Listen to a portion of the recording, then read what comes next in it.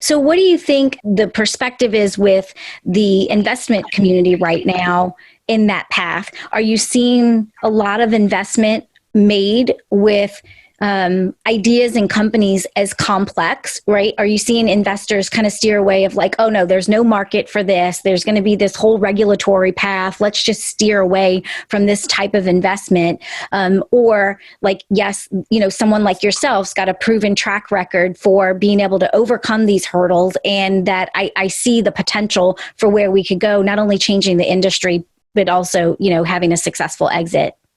In part, you've got to react to where you can go for money. Why did I take WeWalk Robotics public a number of years ago, for example?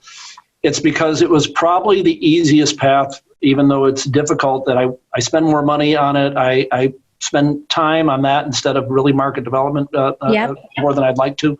But it was a pathway that was probably more open to a creative technology that what I was able to deal with was, okay, CMS has been much longer and harder than many would have expected.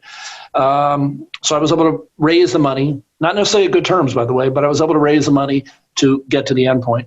Yeah.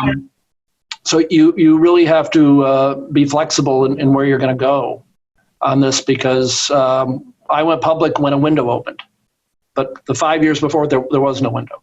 And right now, actually, despite COVID, the markets have been pretty good for getting some funding. But in the period right before it was bad, and I don't know how good it's going to be in the fall. So we've got up and down over the years. So you really have to adjust to your market. But the funding is out there, and you just whether it's strategic or outright investors, they can be found. You just have to be prepared to answer their questions well about an endpoint, because that's where they're going to judge it.